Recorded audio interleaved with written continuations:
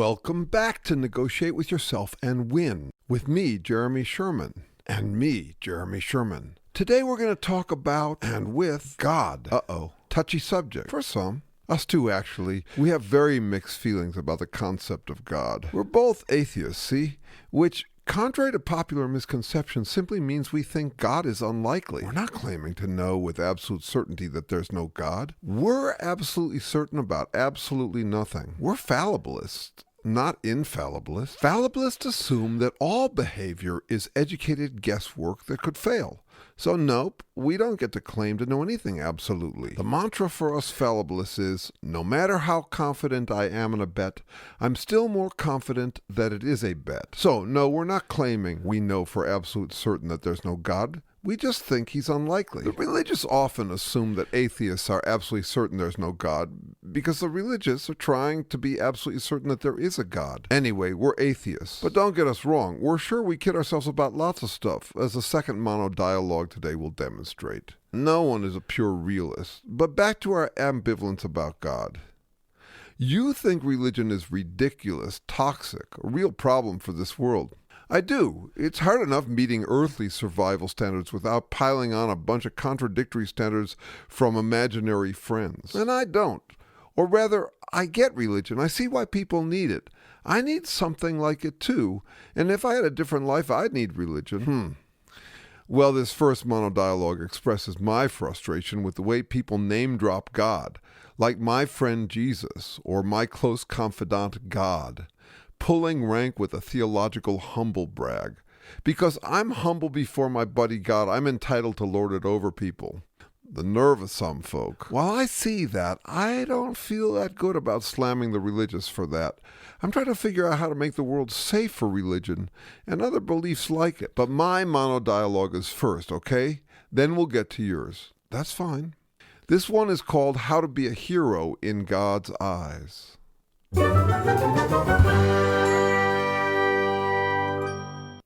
God, is that you? Yes. Do you have a little time to chat? For you, sure. Good. What's on your mind? A question. Do you know everything? Would you like it if I did? I think so. Why? Huh? Why would you want me to know everything? Well, don't you know? I mean, I've heard you know everything, so you must know why I'd want you to know everything. Maybe I just want to see if you know why. Oh, like to test me? Maybe. Come to think of it, maybe I want you to know everything, but just not everything about me. Why? I'd like a little privacy. I'd feel a little naked. There are things that I do that I'd rather you not see. No problem. So everything, but not everything about you. Yeah, that way you'd be curious about me. You'd care. I can see that. You'd like my attention. And you're savvy, too. So also you as my ally in thinking through my strategies. Nice. So you want my attention. You're the King of Kings, the Lord of Lords. Who wouldn't want your attention? Actually, no. I'm your ventriloquist dummy. Not to me you aren't. To me you're my special friend from on high. I can name drop about our connection. What would you want my strategic help with? Well, okay, here's the thing. I don't always feel great about myself. I'd like to put an end to that. I see heroes who look like they can do no wrong. I want to be heroic. Seen as doing something exceptionally difficult and important.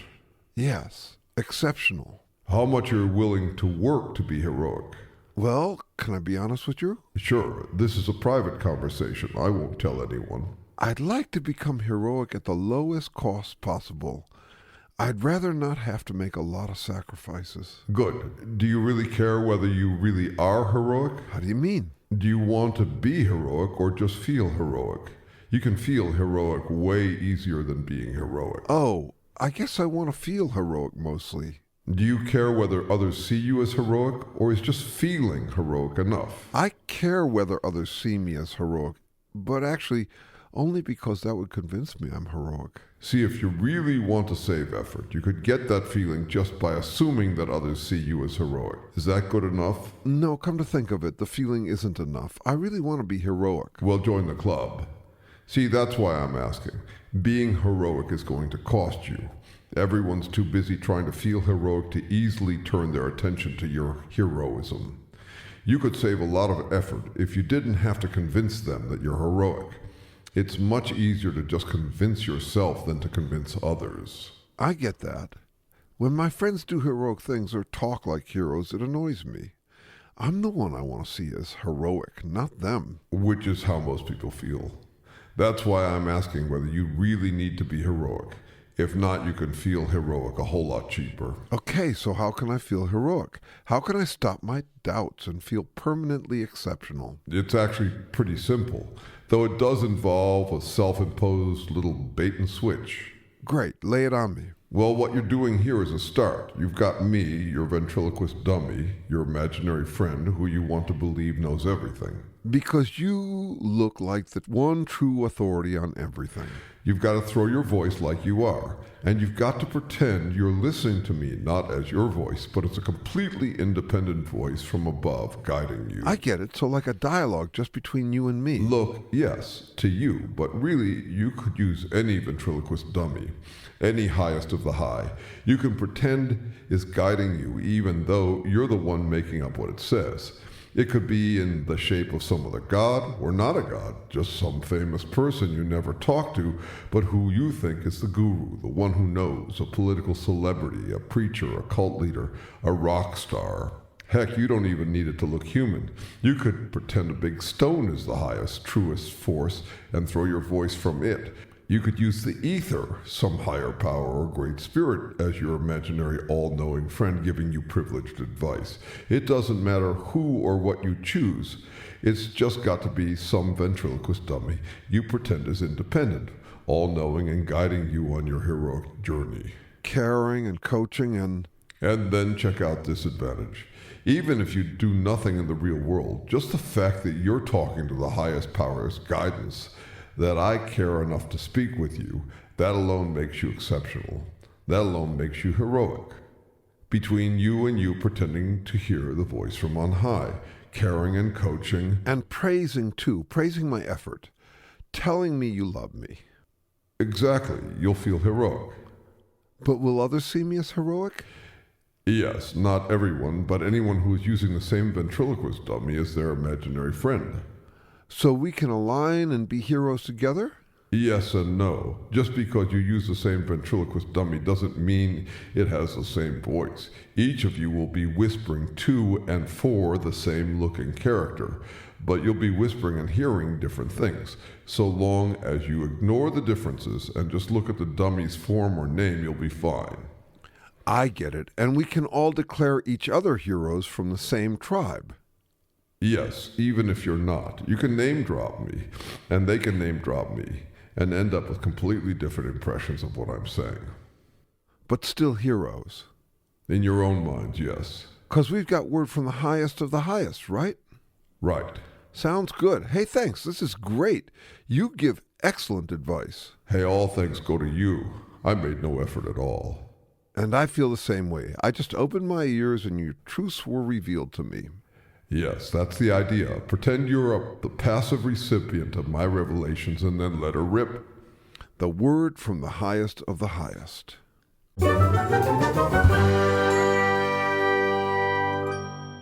Okay, this next monodialogue is called Optimal Illusion. You'll see why.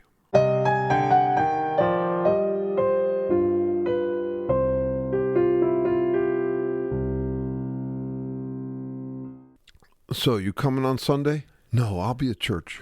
Really, you believe all that stuff in the Bible? Sure. To me, it reads like fiction. To me, too. Then why do you say you believe it? Because believing helps me get through life. It's a comfort.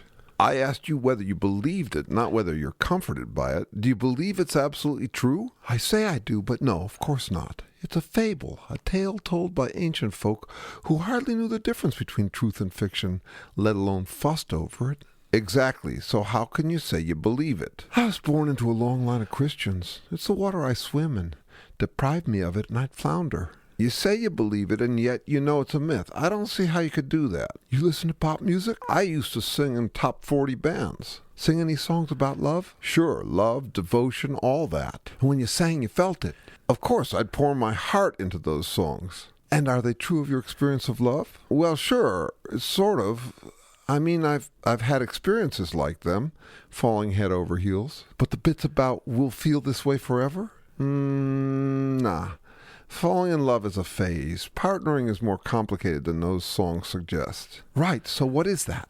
It's romance, you know, an oversimplification. Sure, because really we're just people, not the gods and goddesses, princes and princesses those songs make us out to be. An optimistic oversimplification. Yeah, I guess a hopeful oversimplification that motivates love. You know, fake it till you make it.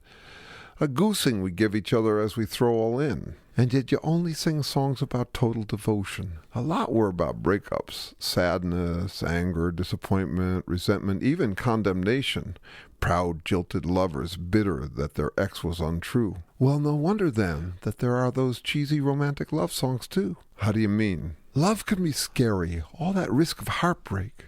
You're going to need an optimistic oversimplification to motivate throwing all in. You need some romantic optimism to ease you into those choppy waters with someone. Hey, what's any of this got to do with why you go to church? Oh, wait. I romance God. I romance my congregation. I romance myself. I do it because people are scary. Hell, because life is scary. Romancing things soothes me enough to risk living. Like romance encouraging us enough to risk partnering. Yeah, because really, can any of us afford to be totally realistic? I don't think so. Well, I'm realistic enough not to believe that stuff in the Bible. Right, and I'm realistic enough not to buy that stuff in the Koran or Greek mythology, because I wasn't weaned on that stuff. Not buying someone else's romancing doesn't prove you don't romance. I mean, I don't take a friend seriously when he's madly in love and says it's forever. But that doesn't mean I haven't fallen madly in love. I wasn't weaned on Christianity. Even if you were, you might reject it sometimes, just like you might break up with some romantic partner when you thought it would last forever. Right. And you might still get nostalgic about your ex. It's true, my old flame. I don't know whether I miss her or my romantic optimism about us. Speaking of which, my religion is a little like Santa Claus for me. How do you mean? He's an optimistic oversimplification, like this free space on the bingo board of life. A windfall to all children, even though, you notice, Santa gives more presents to rich kids than poor kids. Well, when I was a kid, I believed Santa was real.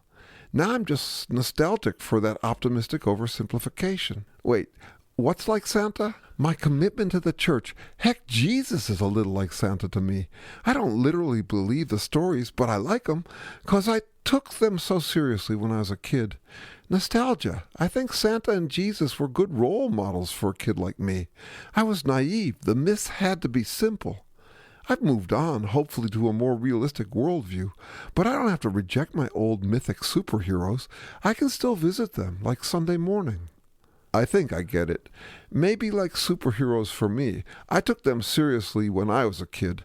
I thought they were real. I still have my comic books. I still love superhero movies. Exactly. Romance. And where are you in those movies? How do you mean? What are you doing while you're watching? Well, I'm on the edge of my seat. Like it's real, though you know it isn't. I guess so. Like church for me. But where are you beyond the edge of your seat? Aren't you sort of in those movies? Of course not. Well, when I watch them, I'm on the edge of my seat because I feel like I'm jumping into the action, like I'm in the action. I'm self-romancing, imagining that I'm the superhero, even though I know I'm not in them, that I'm not some superhero. And you're saying you're like that at church? Sort of. Like I'm Jesus, like I'm with God. But you're an evangelical. Yep, that's the soup I steeped in as a kid. I still don't understand how you could be a fundamentalist. Who said I'm a fundamentalist? I thought I'm definitely not a fundamentalist. They take it too far. They have some terrible epiphany that makes them forget it's pretend. Or it's like they can only get comfort by telling the world that it's the hard reality. Evangelical, but not fundamentalist. I never knew. Here. Imagine that before you watched a superhero movie, they made you sign a contract. You can only watch if you promise that after watching, you'll go out into the world and insist that the fiction is truth. You can only watch if you promise to proselytize. The Avengers are real, Superman is real, and anyone who doesn't admit it is wrong, evil, to be beaten. I wouldn't watch. I couldn't sign that contract. Me neither. That's the fundamentalist contract. You can't enjoy the religious romance unless you insist to the whole world that it's real. Yeah, you can't claim devotion to God unless you go out and crusade to make other people admit that you've got the truth and they don't. Look, I'm all for floating my boat with romantic biblical myths, but I draw the line at making the waters choppy for other people, turning over their boats to drown them because their self-romancing is false and mine is absolutely true. That'd be like me trashing other movie theaters in my crusade for the movie I just watched. That's the part of religion I don't trust. And it's not just religion. You can do that for any self-romancing idealization. For example, in politics. Like rallies? Exactly. Look, I'm fine with people going to political rallies and getting all outraged over anyone who disagrees with their romantically oversimplified worldview. It's a flight of fancy to think you're right and righteous based on some self-romancing oversimplification. Heck, people have been doing that forever. It's good therapy. No different from rooting for your sports team to defeat the evil opponent, or even going to some hard rock show, getting drunk and rebel yelling at whatever. I have no objection to that. It's like me going to church and self-romancing. But when we take those flights of fancy, we need to keep a return ticket to reality in our heart pockets. After the show, come home and get back to reality. Don't pretend you live in that fantasy. That makes the waters too choppy for others. It reminds me of when we were kids. Mom would say, "Be careful, someone's going to get hurt." And we'd say, "We're just playing." And sure enough, sometimes someone would get hurt. Yeah, it's a fine line. How do we wring the romancing we need out of our optimistic oversimplifications? Like that line from The Cat in the Hat. It's fun to have fun, but you've got to know how. Optimal illusion. Kidding ourselves where it helps, not where it harms.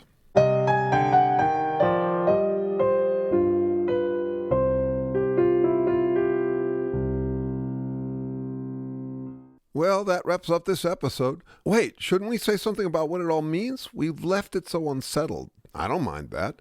We're for teasing out dilemmas, not for patting them down, pretending they're resolved. That's fine, but maybe we should put a little finer point on the dilemma. Don't want to leave folks hanging in some vague ether. Make it a clear either or? Yeah, something like that. Okay, well, here's the blind as we see it. Life is hard for any creature. It's especially hard for humans. Not because we're right up against the elements. No, over the millennia, we've tucked ourselves into technology that spares us a lot of natural threats. No, life is hard for humans because we can think in language, which means we can imagine all sorts of potential threats, uncertainties, worries, and concerns. Compare the list of things you could worry about to what, for example, a bird or a dog can worry about. They got a few concerns. Ours are overwhelming. If a dog woke up one morning as a human, it would freak right out. In a way, that's what it's like for us all growing up, waking up to all the potential boogeymen a human faces. Disease, poverty, war, shame, jilters, bullies, con artists, manipulators, liars, cheats, mistakes, accidents, and then what? Death, which with language we know is coming for us in a way no animal does. So many potential threats to our freedom and safety, so many doubts and troubles to keep us up at night. A long list of things that could kill, harm, ruin, or disappoint us, and still we have to keep calm and carry on. We need ways to trim back our worry list. Having language helps with that too. We humans can think and talk our way out of worrying about things. We're master rationalizers, deflecting doubt and piling on certainties, turning a blind eye to whatever upsets us. So here we are, facing way too much world, and us so good at ignoring what disturbs us. And how does this relate to God? Well, you think we have to be more realistic or we'll die, and I think we have to be compassionate for how much we all need comforting beliefs, relief, escapism. To put it kind of starkly and darkly, reality is too overwhelming to embrace, and escapism is too dangerous to guide us. So what should we do? What we seem to be doing, a bit of rational realism, a bit of faith-based escapism, religion being just one example. But still, it's good to notice that that's what we're doing, rather than pretending that we're pure realists because we reject or embrace religion. We've got to be able to face inescapable reality, including everyone's real need for escapism. So how do we walk that fine gray bottom line between rational realism and escapist fantasy? Between reason and faith? Through irony, self-aware, talking out both sides of our mouth. Like the religious guy in that last dialogue. believing while winking. He's an evangelical saying, that's my story and I'm sticking to it, admitting that it's a comfort to believe it's true without falling into the humorlessness of fundamentalism. And that's our story for this episode. See you next time. And the boilerplate, subscribe, like, share, comment, etc. You know the drill. We're new here. We need all of that. A work in progress that your critical feedback can influence. Be nice or not. We can take it. Right. Sure we can. See us winking?